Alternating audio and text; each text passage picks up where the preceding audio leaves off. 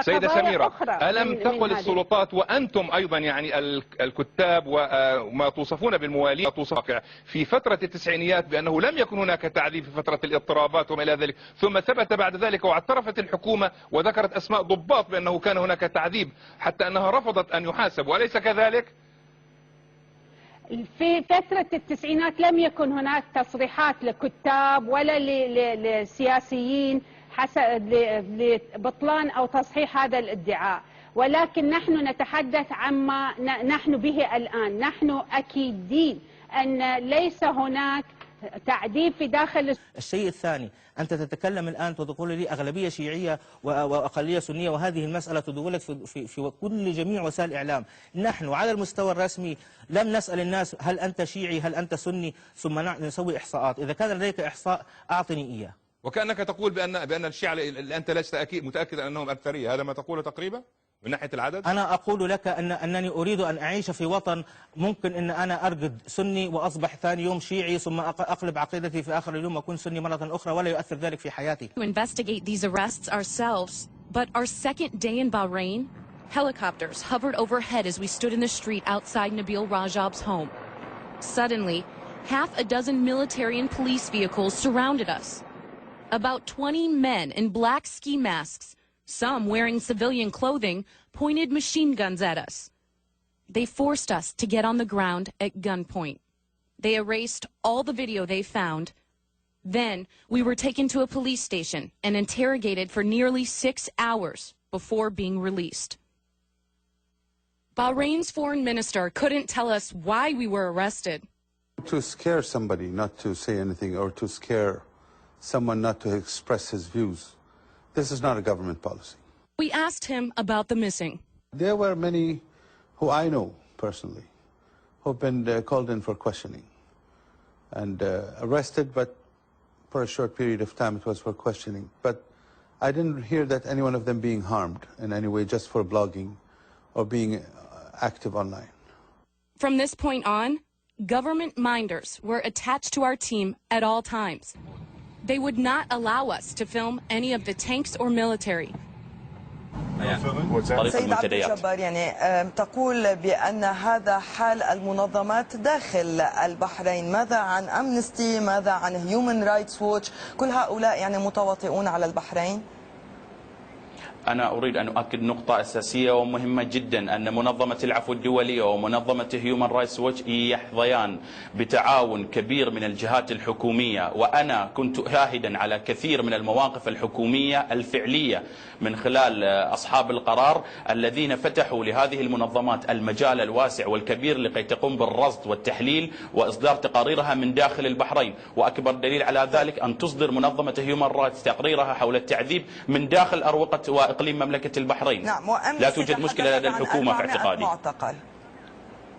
400 معتقل هذه إلا أن كنا نحن نتكلم عن أساطير وأقاويل غير صحيحة. 400 معتقل مسألة غير سليمة ومعلومة غير صحيحة. التعداد الأساسي لعدد الأشخاص الذين تم القبض عليهم، ولا أقول معتقل لأن هؤلاء قاموا بجرم جنائي وتم القبض عليهم، لا يمكن أن يصل إلى عدد 400.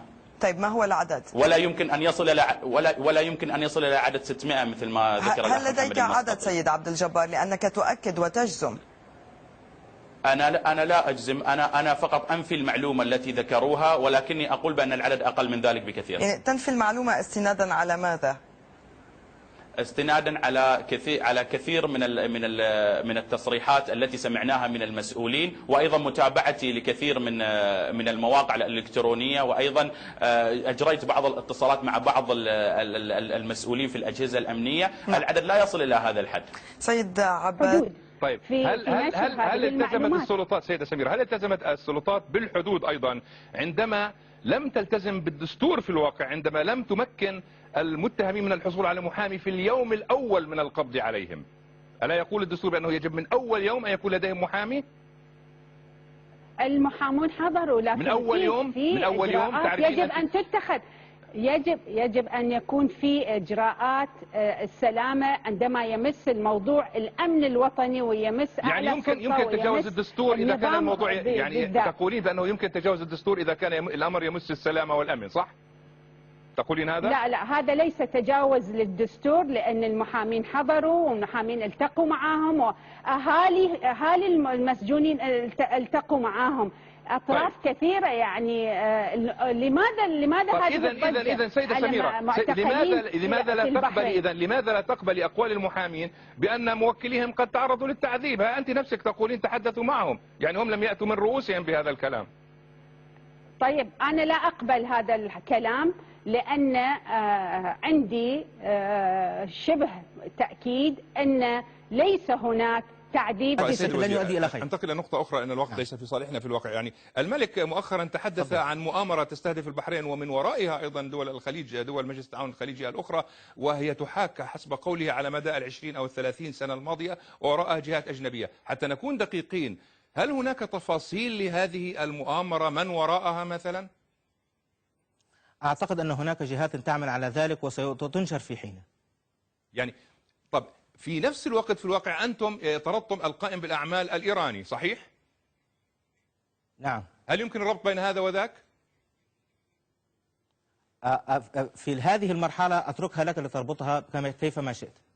لا، ما احنا يعني نريد جوابك. الأسلحة، ماذا عن اتهامك للتيار السياسي الرئيسي الذي يعمل ضمن المؤسسة الحاكمة، يعني ضمن المعترك السياسي المجاز في البحرين، حركة الوفاق، اتهمتيها بأنها تتلقى أموالا من الخارج ولم تقدمي رقما واحدا أيضا، أليس كذلك؟ خلينا نصحح المفاهيم حسن رجاء. أنا من أسبوع فقط تكلمت في تلفزيون الوطن وذكر نفس الكلام.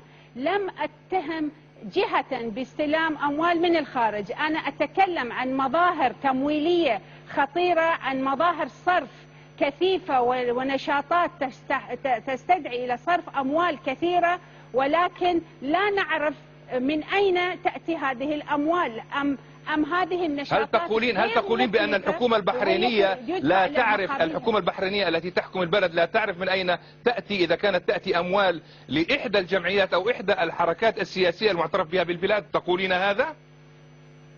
الحكومة اللي ربما تملك معلومات واللي ربما تخرج هذه المعلومات أثناء المحاكمة. لماذا لم تسألي الحكومة بدل أن تقول من أين لك هذا لجماعة الوفاق؟ أنا أتكلم إعلاميا وككاتبة رأي، أسأل من أين لك هذا، وعلى الدولة والأطراف هؤلاء. أتفق معك أننا بحاجة لننصت إلى بعضنا البعض. من هم في دوار اللؤلؤ ينصتون إلى من هم في الفاتح، ومن هم في الفاتح ينصتون إلى دوار اللؤلؤ. الآن اللجنة التأسيسية لتجمع الوحدة الوطنية هناك في تواصل مع دوار اللؤلؤة في الفترة يعني خلال 48 ساعة الأخيرة، وهناك في تواصل حتى من الدكتور عبد اللطيف المحمود أو الشيخ عبد اللطيف المحمود على أساس أنه يحاول أن يتواصل مع من هم في دوار اللؤلؤة. بس أقول لك الحقيقة، القيادة هل في خطر عن الموقف البحرين؟ I asked him what he thought would happen if protesters from the Shiite majority ever deposed the Sunni ruling family here. نعم، يعني لو أن هؤلاء طبقوا. Yes, if they manage to seize power, Sunnis in Bahrain will suffer, and killing will see bloodshed and killing in Bahrain. The same group here in Bahrain, they taking their instructions, orders from Iran, Iraq, and Hezbollah. ومن إيران ومن حزب الله.